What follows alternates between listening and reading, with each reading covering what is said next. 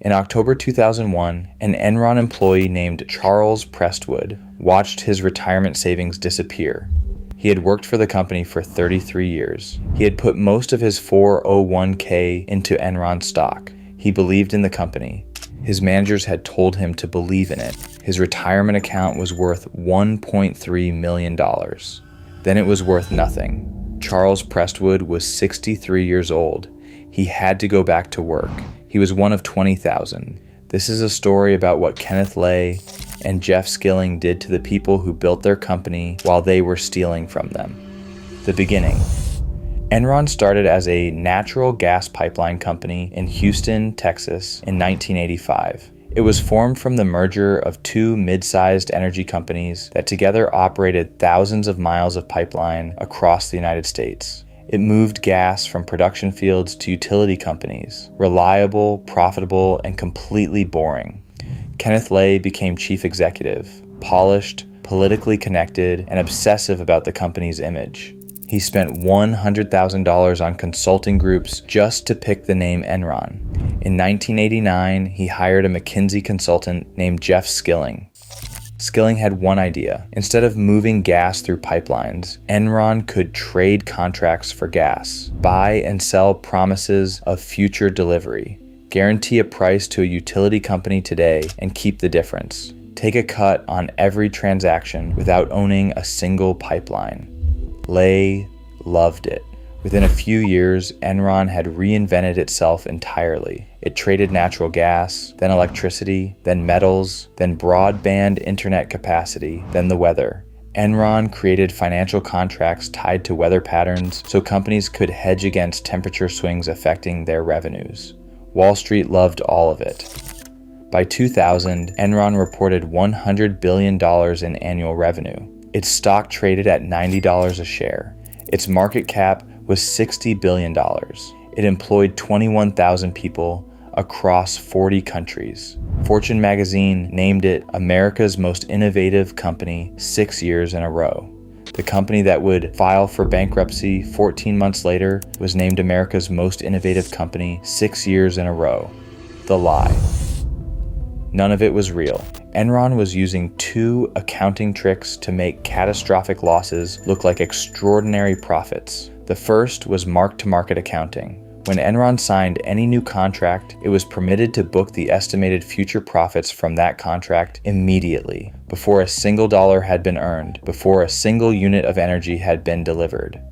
In 1999, Enron signed a deal with Blockbuster to stream movies online.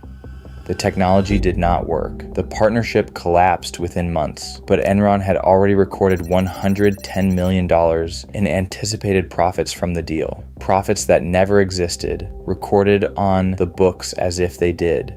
When deals failed, the losses had to go somewhere. This is where Andrew Fastow came in. Fastow was Enron's chief financial officer, Harvard-educated, considered a rising star in American corporate finance. What he actually was the architect of the largest accounting fraud in American business history. Fastow created hundreds of shell companies that existed only on paper and transferred Enron's mounting losses into them. Billions of dollars in debt, hidden off the balance sheet, invisible to investors, invisible to regulators, and invisible to the 21,000 employees putting their retirement savings into Enron stock because their managers told them to. Fastow personally stole $30 million from these entities for himself on top of his salary. Skilling knew. Lay knew. They permitted it because without the shell companies, the entire fraud collapsed years earlier and took them with it. By 2001, the hidden entities held tens of billions of dollars in losses. Enron's true financial position was not that of the seventh largest company in America. It was essentially insolvent. The executives had known this for years. The betrayal. While Lay and Skilling knew the company was collapsing, they were publicly telling their employees the opposite. In employee meetings throughout the summer and autumn of 2001, as the stock began falling, Kenneth Lay stood in front of rooms full of Enron workers and told them the stock was an incredible bargain at current prices. He said he was personally buying more shares. He said the company's future had never looked more promising. He was lying in every sentence. While standing in front of his employees encouraging them to buy, Lay was quietly selling his own shares. Between 2000 and 2001, he sold more than $70 million worth of Enron stock. Jeff Skilling resigned as chief executive in August 2001, citing personal reasons. Before walking out the door, he had sold $60 million of stock. Their employees could not do the same. Enron's retirement plan had a lockout provision. When employees reached a certain age and years of service threshold, their retirement accounts entered a frozen period during which no investment changes could be made. Thousands of Enron employees hit that lockout window in late 2001. The lockout covered the exact weeks during which the stock was in freefall. The executives were selling everything they owned. The employees were legally prevented from selling anything at all. Charles Prestwood was 63 years old. He had given Enron 33 years of his working life. He had listened when his manager said the stock was fine. He had done everything a loyal employee was supposed to do. He lost $1.3 million in a matter of weeks. The collapse. On December 2nd, 2001, Enron filed for bankruptcy. At the time, it was the largest corporate bankruptcy in American history. 20,000 people lost their jobs that week. Most of them also lost their retirement savings. Total employee losses in retirement accounts alone were estimated at $2 billion. The day after filing, Enron paid $100 million in bonuses to its top executives.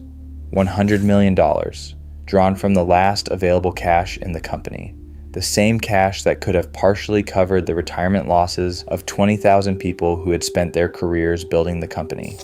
Arthur Andersen, the accounting firm that had approved Enron's fraudulent statements for years, began shredding documents the moment the bankruptcy became public.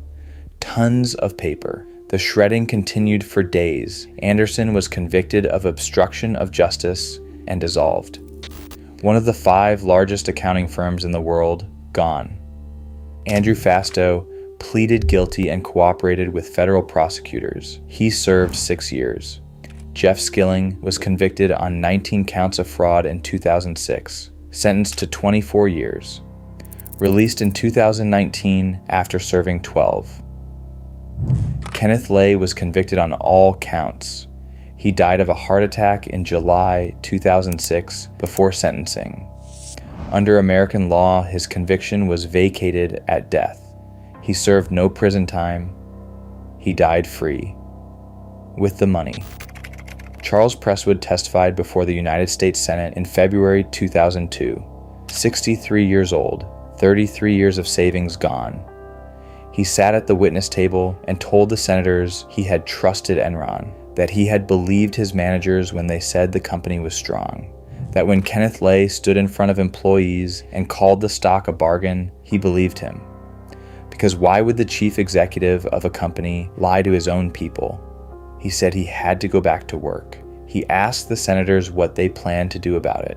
Enron did not fail because the original trading idea was wrong. The concept was genuinely innovative.